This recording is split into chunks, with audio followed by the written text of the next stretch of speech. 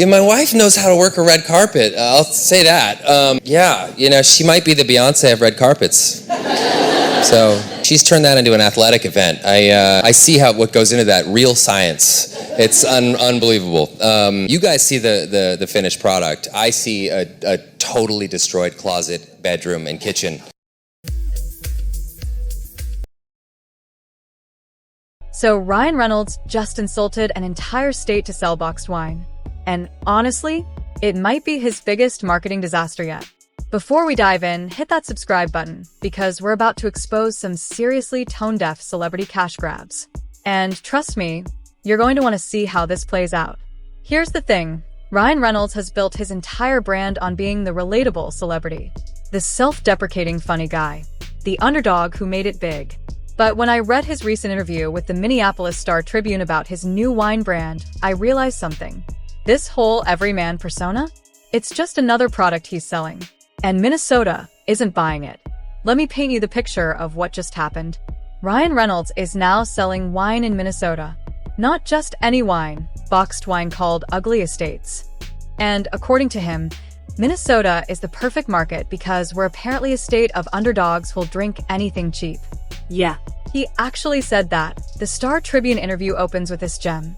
If you're looking to pair tater tot hot dish with wine, Ryan Reynolds says a glass of Chardonnay is the best. Now look, tater tot hot dish is real. It's ground beef, cream of mushroom soup, vegetables, topped with tater tots and cheese. It's comfort food. But here's what Ryan doesn't understand. It's not our entire identity. I haven't had it in a decade. Most Minnesotans haven't. But in Hollywood's imagination, we're all sitting around eating casseroles in our ice fishing houses, saying "you betcha" every 5 seconds. This is already starting off on the wrong foot, but it gets worse. Reynolds calls Minnesota an underdog state. He positions his cheap boxed wine as perfect for underdogs like us. Let me break down what underdog actually means: less developed, not expected to succeed, always losing, lacking capability. Here's what he doesn't know.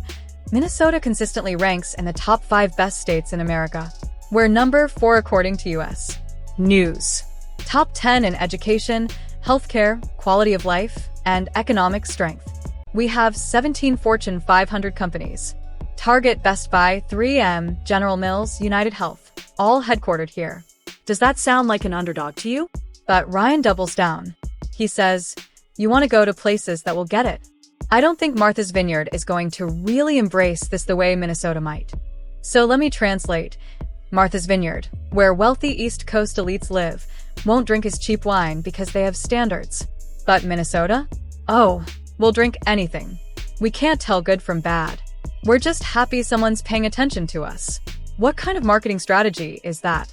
Our wine is trash, but you're too unsophisticated to care. As someone who's actually from here, let me tell you something about Midwestern culture. We don't do pretentious. We value authenticity. And we can smell fake from a mile away. There's a reason Travis Kelce, who's from Ohio, another Midwestern state, has openly had issues with Ryan Reynolds. Midwesterners don't vibe with passive-aggressive insults disguised as compliments. And Ryan's only been to Minnesota twice. Twice. But he claims he has a spiritual connection to the state. How? How do you have a spiritual connection to a place you visited twice? He mentions he wore a Vikings hat as a kid and now he wants to hang out with the team owners. Let me tell you who those owners are. The Wilf family, billionaires who bought the Vikings in 2005, and Alex Rodriguez plus Mark Lore, who own the Timberwolves. Neither are from Minnesota. So Ryan's plan is to fly to Minnesota and hang out with billionaires who also aren't from Minnesota, then claim he understands the common people here. Make it make sense. Now here's where this whole campaign goes from insulting to legally questionable. Ryan's social media marketing for Ugly Estates shows people drinking wine at lakes, at waterfalls, walking around with portable wine, and the captions say things like, "Enjoy the great taste lakeside at all 10,000 lakes. Portable wine, enjoy it anywhere you're headed. Time to try some of our delicious portable wines by the waterfall." There's just one massive problem. Almost everything they're advertising is illegal in Minnesota. You cannot drink alcohol at public lakes. You cannot have wine at state parks where the waterfalls are. You cannot walk down the street with an open container. You'll get ticketed. You can't have alcohol at public beaches, public pools, or sidewalks. Minnesota has some of the strictest public alcohol laws in the country. The only places you can legally drink are licensed establishments, bars, restaurants with permits, designated beer tents at events. Even at county fairs, you can't walk around with your beer. You have to stay in the designated drinking area. So Ryan's entire marketing campaign is literally promoting illegal activity. His team clearly didn't do basic research on Minnesota's alcohol laws before launching these ads. Could this backfire? It already is. What happens when the Minnesota Alcohol and Gambling Enforcement Division sees these ads encouraging people to break the law? But let's zoom out and look at the bigger pattern here. Ryan's marketing strategy relies entirely on stereotypes. The accent mockery. He references Fargo, a movie set in North Dakota, not Minnesota, with exaggerated Scandinavian accents. He claims it reminds him of how his mom talks. Except most people in Minneapolis don't sound like that anymore. Our demographics have changed dramatically. We have large Somali, Mexican, Ecuadorian, and African immigrant communities. We're a sanctuary city. The homogeneous Scandinavian Minnesota of the 1950s doesn't exist anymore. The weather trope, Reynolds says, funny people come out of Minnesota because when you're freezing your butt off in winter months and you're huddled together, you're sparking ideas. Does he think we're all outside huddling for warmth, like penguins? We have buildings, Ryan. Heated buildings. We're not pioneers on the prairie. The food reductionism. Everything comes back to tater tot hot dish. As if that's our entire cuisine. We have world-class restaurants here. We have James Beard Award winners. But sure, reduce us to casseroles. This isn't marketing. It's lazy caricature. Here's what really stands out to me. This isn't Ryan's first problematic product launch. Let's look at the pattern. Aviation gin. He sold it for $600 million, but it's consistently sitting on shelves.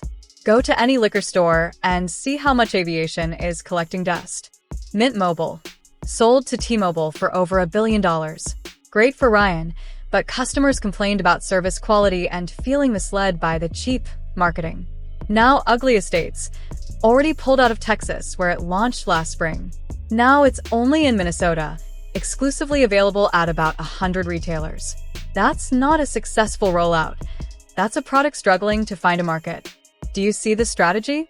Ryan invests in a brand, creates controversy or hype through his massive social media following, then sells it off or licenses it before the backlash fully hits. It's brilliant business for him, but terrible for consumers who bought into the brand thinking it represented something authentic.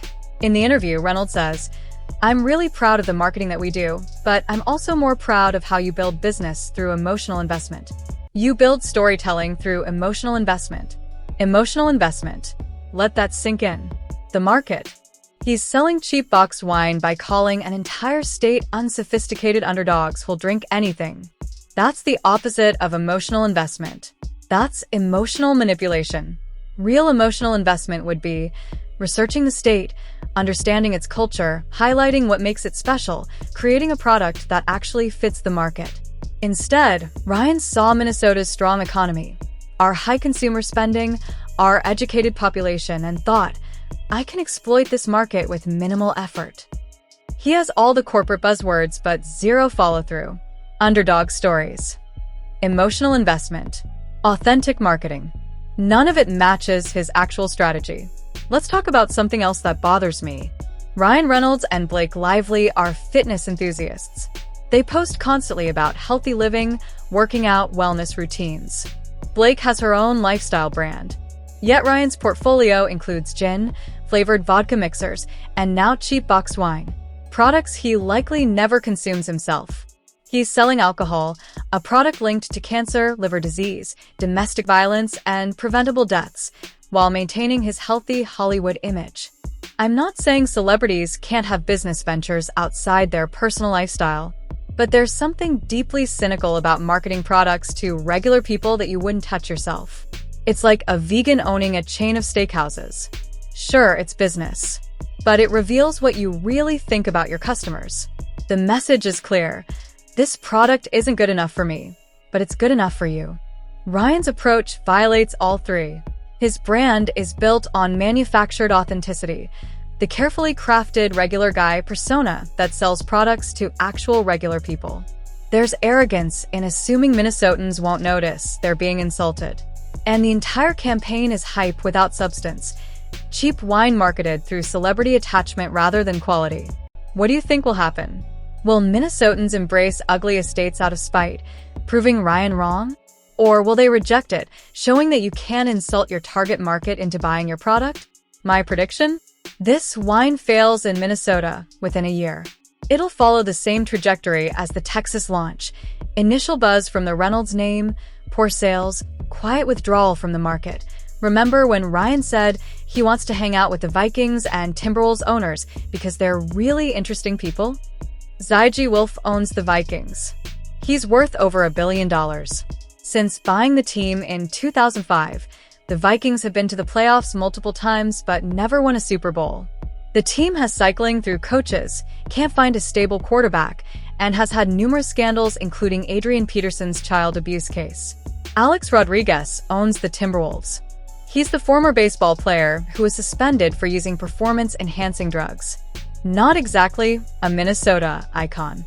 These are Ryan's interesting people, billionaires who don't live here, don't understand the local culture, and are primarily focused on maximizing their investments. That's who Ryan relates to, not the teachers, nurses, engineers, and small business owners who actually make Minnesota run. The billionaires. It tells you everything about who this product is really for. Wealthy investors looking for another revenue stream, not Minnesotans looking for quality wine. What's the bigger takeaway here? Why does this matter beyond one celebrity's failed wine launch? Because it shows how modern celebrity branding actually works. Ryan Reynolds has successfully positioned himself as different from other celebrities, more relatable, funnier, more self-aware. But when you examine his actual business practices, he's doing exactly what every other celebrity does, slapping his name on products, creating buzz, extracting maximum value, then moving on. The authenticity is the product. The actual products are secondary. This Minnesota campaign is just the mask slipping. He couldn't be bothered to learn basic facts about the state, our laws, our culture, our demographics. He couldn't invest time in creating genuine marketing. Instead, he relied on stereotypes, called us underdogs, and assumed we'd be grateful for the attention. It's insulting. But more than that, it's lazy. And Minnesotans don't reward lazy. Look, I'm not saying people can't enjoy Ryan Reynolds' movies or his social media presence. He's talented at what he does. But let's stop pretending his business ventures are anything more than cash grabs with good PR. Ugly Estates isn't about bringing good wine to Minnesota.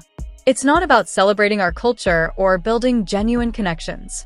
It's about finding a market that might be gullible enough to buy cheap wine because a celebrity told them to. And you know what? That's his right. He can launch whatever products he wants. But consumers also have the right to see through it. My recommendation? Don't buy this wine. Not because it's boxed wine can actually be good. Not because it's affordable wine is great. But because the entire marketing campaign is built on disrespecting the very people it's trying to sell to. Vote with your wallet. Show Ryan Reynolds that Minnesota isn't the easy market he thought it was. Show him that you can't build a brand on stereotypes and condescension. So, here's what I want to know. Do you think Ryan Reynolds genuinely believes this marketing strategy works? Or does he know it's insulting and just doesn't care because he's betting on enough people buying it anyway? Is this calculated cynicism or genuine cluelessness? Drop your thoughts in the comments.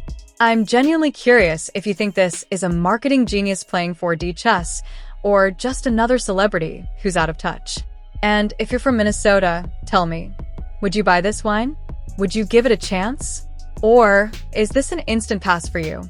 Also, let me know if you want me to cover other celebrity product launches that completely miss the mark. Because trust me, there are plenty. At the end of the day, this story isn't really about wine. It's about respect. It's about whether celebrities view their fans as partners or as marks. It's about the difference between authentic brand building and exploitative marketing. Ryan Reynolds bet that Minnesotans would accept being called unsophisticated underdogs if it meant getting attention from a Hollywood star. Time will tell if he's right. But based on what I know about where I'm from, I'd bet against him. If you found this breakdown valuable, smash that like button. Subscribe if you haven't already. We're covering more celebrity business controversies, marketing fails, and industry insider analysis. Hit the bell so you don't miss when we expose the next cash grab. Thanks for watching. And remember, don't let anyone tell you you're an underdog when you're already winning. See you in the next one.